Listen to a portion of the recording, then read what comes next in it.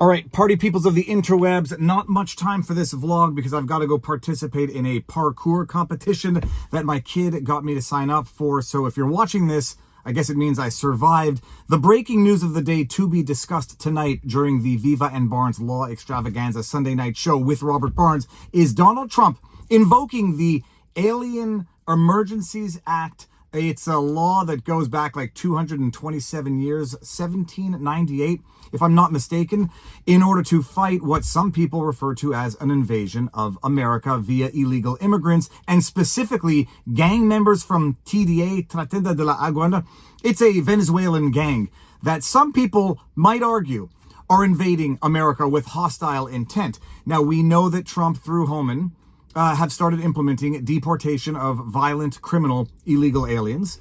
And the world has been somewhat up in arms, and there's been some activism saying, you know, they're going to start with the violent, criminal, illegal aliens, and then they're going to go towards the hardworking, tax-paying, law-abiding illegal aliens who have been here for years. And there's been some stories, some of which have been mildly unsubstantiated. Yes, sir?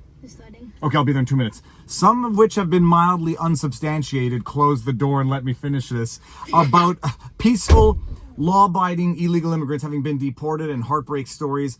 If they are, in fact, occurring, they are few and far in between, given what Trump is trying to do. So, the latest iteration of what Trump is trying to do is invoking this 227-year-old law that would allow the deportation of illegal aliens if they are to be regarded as invading forces. Now, the law itself requires America to be at war or to be being invaded by hostile invading forces. It's never been used in this circumstance before.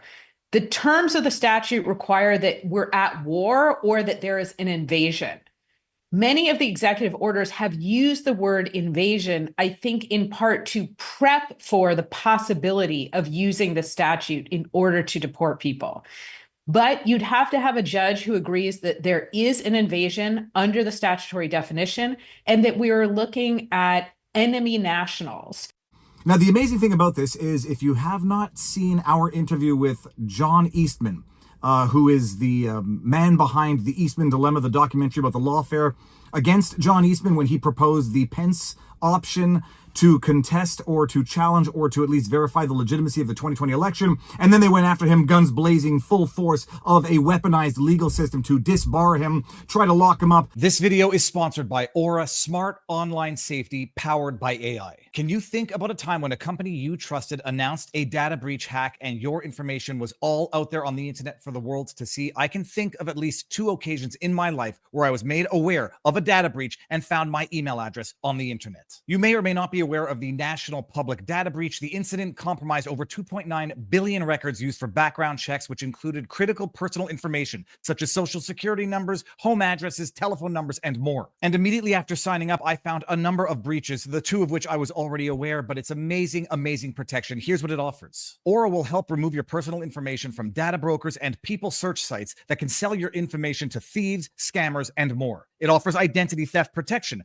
Aura monitors your personal data, including your social security number, across billions of data points like the dark web, public records. You get financial fraud protection. You'll get alerted within minutes if there's a breach of your credit card and other such financial fraud. It offers a VPN to protect your connection to the internet so the government doesn't always know what websites you are visiting. Aura offers antivirus protection, password protection, certified data security and privacy, and it has 24/7 US-based support, which is very, very important to me. I'm not leaving myself or my family vulnerable to data breaches. I am protecting myself, and you should protect yourself as well. Go to aura.com/VivaFry to start your 14-day free trial right now. That will be enough time for you to understand just how valuable Aura is and how much protection it offers to all of us. So thank you very much to the sponsor, Aura, but more importantly, Aura, thank you for the protection you have given me. And now back to the video. John Eastman, in the debate discussion that we had with Robert Barnes about the Birthright citizenship debate, I floated the idea with him. I'm like, okay, it's an amazing thing where, you say, if you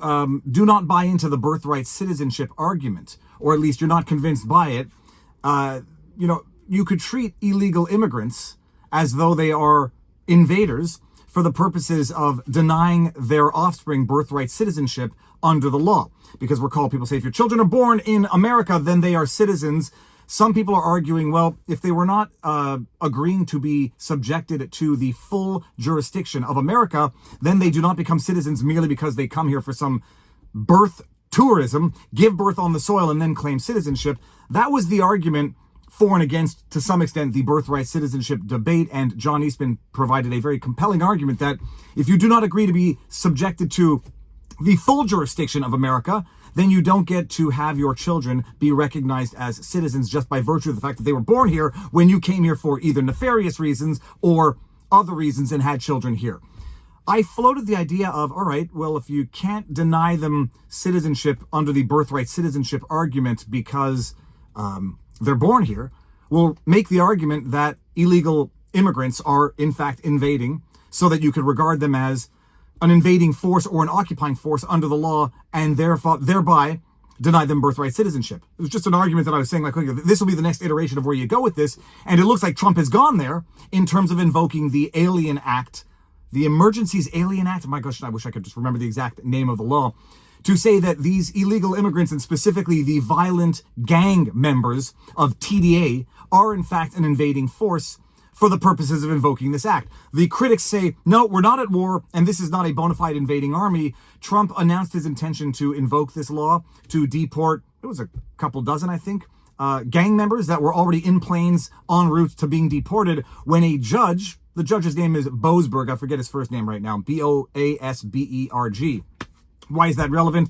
A Barack-appointed judge out of California, the chief judge now of the District of D.C., the Circuit of D.C., so appointed by a corrupt, terrible president, partisan to the core in the most corrupt jurisdiction in America, enjoined Trump from applying the deportation of these criminal gang members from Venezuelan gangs, the deportation of them. In fact, ordered the planes back to America because apparently when this judge issued his order, the planes were in the air. Alien Enemies Act dates all the way back to 1798. It's only been used 3 times in U.S. history. The last time was during World War II when Japanese Americans were sent to internment camps. That move, of course, already sparking some legal challenges. And one of those challenges has already worked. Eyewitness News reporter Tim Caputo joins us now with those late-breaking details. Tim. Jory, Michelle, it is clear the U.S. is not in a war right now. This isn't necessarily a loophole, but maybe kind of a workaround from the Trump administration.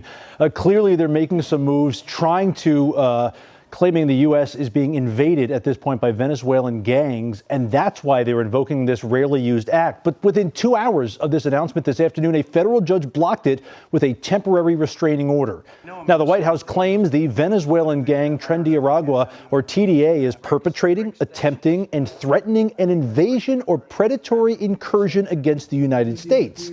And yes, while there have been arrests of TDA gang members in Colorado and in New York in the last year, many view this move as an attempt by the Trump administration to accelerate deportations. A federal judge this afternoon shut it down before it really ever began, even ordering planes that were carrying non-citizens that are literally in the air right now to turn around and return to the U.S. Even before the Trump administration announced it would invoke the Alien Enemies Act of 1798, there were signs this was coming, and there were questions about the legality. Now, from what I understand, they landed in El Salvador, if I'm not mistaken, and these gang members that were deported under Trump's invocation of the Aliens Act are now being detained in El Salvador, so they did not actually come back to America. But an activist judge, yet again, declaring that this activist judge has more power than the duly elected president, and basically protecting gang member criminal illegal aliens. And who is the advocate for and on behalf of these gang member criminal illegal aliens? None other than the ADL. It's an amazing thing to see who the ADL is in fact defending and who they are not defending. And so bottom line, we'll talk about it tonight, the application of this law, whether or not Trump is abusively interpreting a law for the purposes of carrying out his illicit, unlawful, undemocratic deportation of criminal gang member illegal aliens. But an activist judge out of the corrupt district of D.C. has said, no, issued a temporary restraining order for 14 days, after which time they will determine how to proceed. Trump has already announced his intention to appeal. I am very skeptical of the judge's ruling, and I am more inclined to say criminal illegal gang members crossing a border illegally into a foreign country, necessarily partaking in illegal activities to the extent that they already illegally crossed, but especially if they are illegal gang members of one of the most notorious violent gangs on earth. Yeah, it's not that much of a stretch to say if we're not at war, at the very least, these are an invading forces. All right, it's time to go. I see the kid out there. I'll show you a clip of me doing the parkour, and hopefully there will be no injuries. They're starting now. all right, now you know your vlog. If you like it, share, subscribe, notifications turned on. I gotta go. Peace out, peeps. Ready, set, Kick up. Yeah. Here. Okay. Taking the low risk one. And up. Go slow. Just like walking a ladder. Okay, hold up.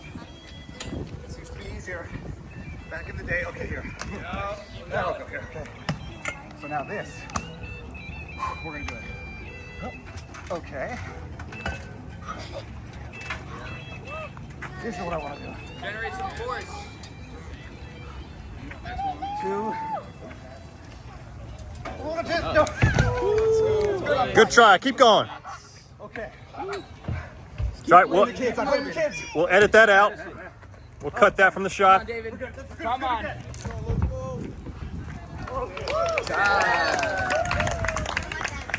That's